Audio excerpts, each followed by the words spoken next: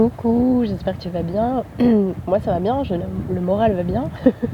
Mais comme tu peux l'entendre, j'ai un petit rhume, un refroidissement.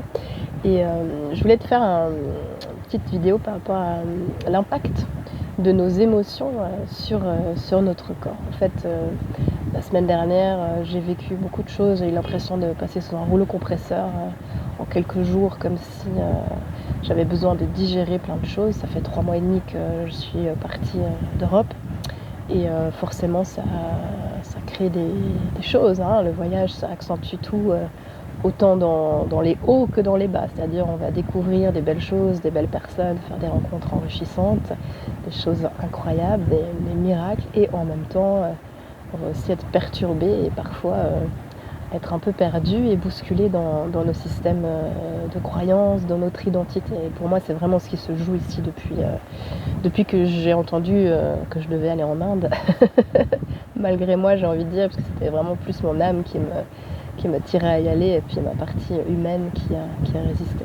Puis bon, quand j'ai accepté, j'ai vécu des choses merveilleuses, mais c'est vrai que au bout de 3 semaines où j'étais ici, j'ai aussi eu un rhume, un refroidissement, et du coup ça m'a un petit peu questionnée sur la symbolique de ça, parce que j'ai eu l'impression, il y a quelques jours, de me retrouver un peu dans la même situation, c'est-à-dire une confusion absolue, un désordre émotionnel, un chaos total sur qui je suis.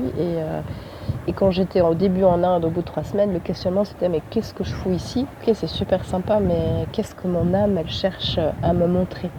Et j'avais du mal à m'abandonner à l'expérience. Et quand j'ai réussi à m'abandonner, tout s'est ouvert et j'ai vécu des choses incroyablement formatrices. Et là, du coup, ça m'a mis un peu la puce à l'oreille, me dire mais qu'est-ce que mon corps est encore en train de me montrer, parce que bon, j'ai pas vraiment pris froid, il fait très chaud ici.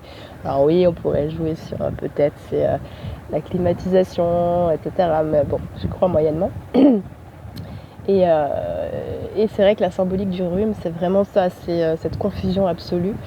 Et comme je dois bientôt rentrer en Europe, et ben ça en fait, je vis le questionnement dans le sens inverse. Comment est-ce que j'intègre tout ce que j'ai appris, tout ce que j'ai vécu ici, tout ce qui fait partie de moi, tout ce que j'ai découvert sur moi ici, comment est-ce que j'intègre ça? Comment est-ce que je le ramène en Europe et pour faire quoi?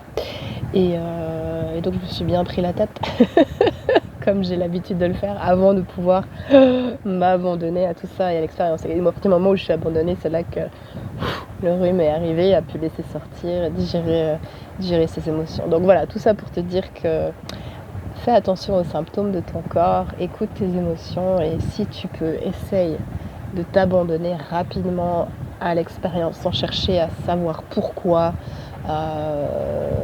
mais plus en étant dans ce truc de qu'est-ce que mon âme me montre, comment est-ce que je peux m'ouvrir à ça, qu'est-ce qui est juste dans cette situation que je saisis pas, et pas forcément pour avoir une réponse, mais pour permettre à l'énergie de circuler, parce que là j'ai pas vraiment la réponse, j'ai des bribes de réponse, mais par contre dans le corps, dans mon énergie, je sens qu'il y a quelque chose qui se met en place dans l'identité, dans les cellules. C'est très difficile à décrire, bien sûr, c'est de l'ordre du ressenti, mais voilà, donc fais confiance à ton corps, écoute tes émotions, et si possible essaie de t'abandonner à tout ça. Et si tu as envie de travailler ça avec moi, je démarre un programme de 21 jours en mars sur ça, sur écouter son âme et ramener l'énergie de l'âme dans son corps, l'écouter le plus souvent possible, parce qu'on fait souvent des allers-retours entre le petit soi, j'ai envie de dire, c'est-à-dire notre ego, notre personnalité, qui est important, parce que sans l'ego, on ne peut pas vivre notre expérience humaine, et le grand soi, notre essence, l'âme, qui est une partie divine, la partie du grand tout.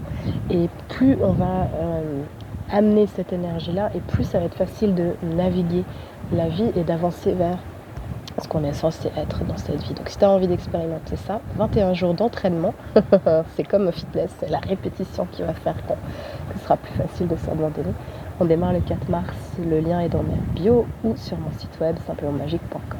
Allez, bonne journée, bon après-midi, bonne journée, bonne soirée, je sais pas quand tu verras ça. Bisous bisous.